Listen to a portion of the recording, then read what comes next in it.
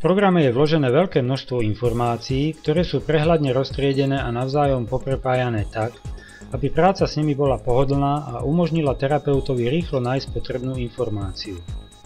Informácie boli zozbierané dlhoročnou mravenčou prácou jednak z kníh, ale aj z kurzov, prednášok a seminárov významných osobností celostnej medicíny a odborníkov na stravu. S mnohými informáciami sme sa už zoznámili v procese diagnostiky a vytvárania odporúčaného riešenia. Ďalšie informácie nájdeme ukryté za tlačidlom Zoznamy. Základnou databázovou tabuľkou programu Dr. Alter je zoznam orgánov. Textové polia sú v zozname orgánov rovnaké ako už popisované polia v zozname diagnóz. Navyše je tu pole funkcia, obsahujúca anatomický popis orgánu. Ako už bolo viackrát spomenuté, všetky údaje v programe si môže používateľ upraviť. Meniť názov orgánu však nie je veľmi vhodné. Po update na vyššiu verziu a s tým spojeným doplnením nových informácií môže používateľom urobené premenovanie orgánu ovplyvniť presnosť analýz. Pokiaľ si chcete do programu zapísať iný názov orgánu, prípadne jeho latinský názov, zapíšte si ho napríklad do pola funkcia alebo do pola poznámka. V zozname orgánov je definovaný aj vzťah jednotlivých orgánov k materským orgánom podľa pentagramu. Ak terapeut s týmto priradením nesúhlasí, môže si ho jednoducho zmeniť. Napríklad tenké črevo je priradené pod slezinu. Podľa tradičnej čínskej medicíny však patrí pod srdce. O tomto priradení je možné polemizovať, v programe sme sa priklonili k názoru významnej osobnosti, ktorá tvrdí, že z tenkého čreva patrí pod srdce len dvanástnik, ileum a jejunum patria pod slezinu. Práve sme si ukázali, ako zmeniť priradenie tenkého čreva zo sleziny pod srdce. Zoznam fyzických príznakov prislúchajúcich k orgánu môžeme zobraziť dvojklikom myšou na názve orgánu alebo stlačením Enter. Pri niektorých symptómoch alebo diagnózach je v textových poliach uvedený len názov orgánu v poli príčina. Niekomu sa to môže zdať ako nedostatok informácií. Do odporúčaného riešenia sa však zapíšu všetky texty prislúchajúce k orgánu, ktorý je príčinou ochorenia, teda duchovná príčina, fitoterapia, strava, reflex a ďalšie terapie. A ak pre tento symptóm neexistuje žiadny špecifický postup terapie, nie je potrebné zdvojovať informácie a písať k symptómu to isté, čo je uvedené v zozname orgánov k orgánu v príčine. V zozname liečivých rastlín je ku každej bylinke uvedený slovenský, český a latinský názov, čo často uľahčí prácu s rôznymi receptami. V dolnej časti je popis bylinky, jej liečivé účinky a spôsob prípravy. U niektorých byliniek je aj duchovná oblasť, v ktorej sú napísané odporúčania bylinky pre našu cestu životom. Zoznam minerálov a vitamínov sa zobrazuje v rovnakom okne. Ku každému minerálu a vitamínu je uvedené jeho využitie v organizme, prejavy jeho nedostatku a nadbytku, prirodzený zdroj jeho výskytu a duchovná oblasť, v ktorej nájdete odporúčania pre život, ktorých dodržiavanie zabezpečí lepšie vstrebávanie minerálu alebo vitamínu a tým často odstránenie príčin jeho nedostatku. Kvôli analýze nedostatku a nadbytku minerálov a vitamínov bolo potrebné definovať isté väzby signalizujúce nedostatok a nadbytok. Zoznam minerálov a vitamínov bol preto doplnený o dve tabuľky, v ktorých môže užívateľ robiť zmeny podľa svojich predstav. V zozname reflexných bodov a plôch nájdete obrázky umiestnenia a popis postupu ich masáže. Ako už bolo spomenuté, vytlačenie odporúčaných reflexných bodov je pre pacienta veľkým prínosom, nakoľko má kedykoľvek k dispozícii obrázok umiestnenia reflexného bodu aj s postupom jeho stimulácie. V zozname preparátov je ku každému preparátu uvedený popis a zloženie, ak je známe, prípadne detoxikačné príznaky, účinky a dávkovanie pre dospelého a dieťa.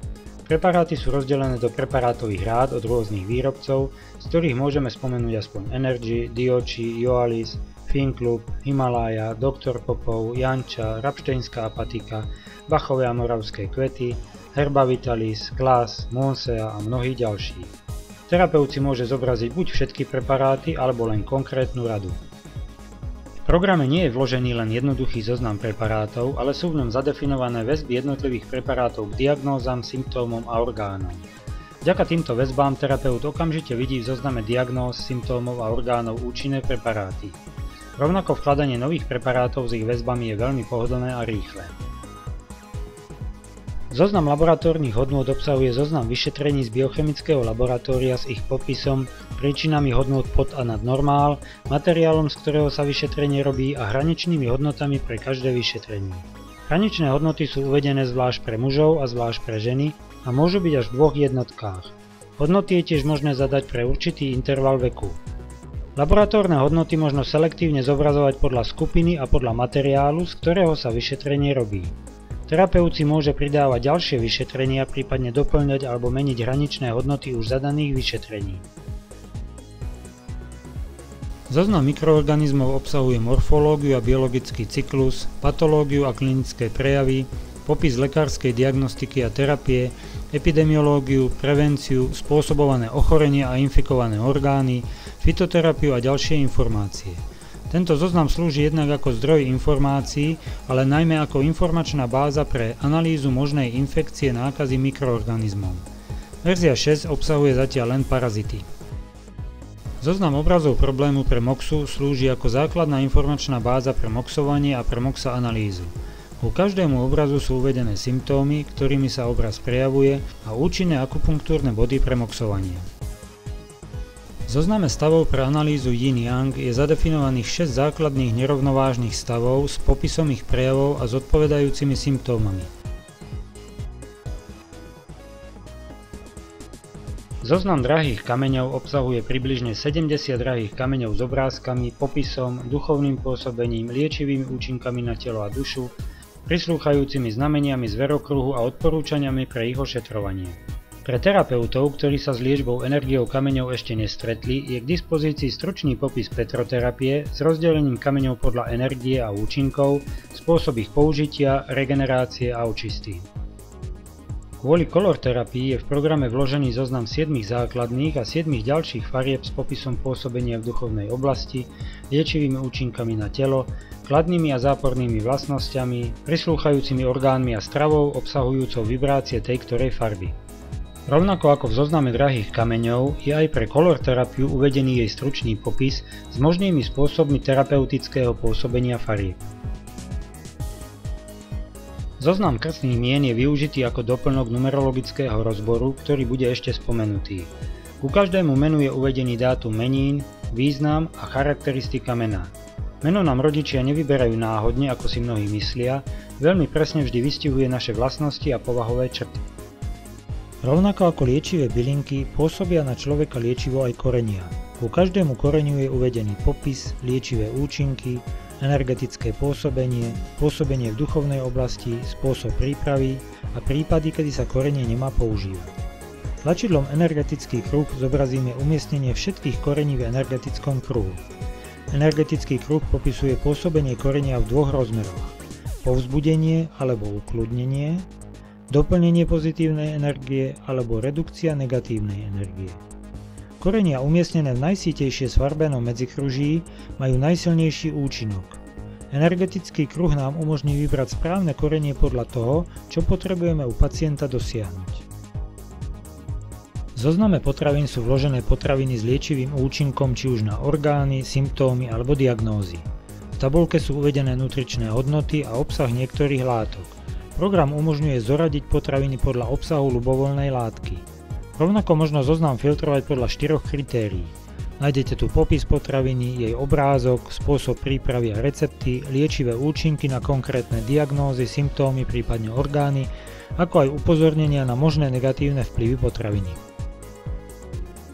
Posledným zoznamom je zoznam receptov, rád a poznámok. Je určený pre všetky ostatné informácie, s ktorými sa stretnete a chcete si ich uchovať. Sú tu uložené odporúčania pre život, zaujímavé a poučné príbehy zo života, ktoré pacientov už neraz duchovne prebudili, všeobecné odporúčania k strave, meditácie, návody k spôsobu užívania niektorých preparátov, očistné kúry a ďalšie informácie. Akýkoľvek text si môžete do tohto zoznamu veľmi jednoducho pridať buď do už existujúcej skupiny, alebo si vytvoríte novú. S nárastom objemu informácií uložených v programe Dr. Alter vznikla potreba nielen lokálneho vyhľadávania v konkrétnej tabuľke, ale aj globálneho rýchleho vyhľadávania v celom programe. Verzia 7 prináša nový vyhľadávací nástroj. Spustite ho kliknutím na tlačidlo s lupou. Môžete si definovať, v ktorých tabuľkách, zoznamoch sa má hľadať, či iba v nadpisoch alebo aj v textových poliach. Z výsledkov vyhľadávania môžete kliknutím na tlačidlo Zobraziť priamo skočiť do danej tabuľky a zobraziť nájdený záznam. Pri opätovnom zobrazení okna vyhľadávania sa ukážu posledné výsledky vyhľadávania, takže môžete v zobrazovaní vyhľadávaných záznamov pokračovať bez nutnosti opätovného hľadania.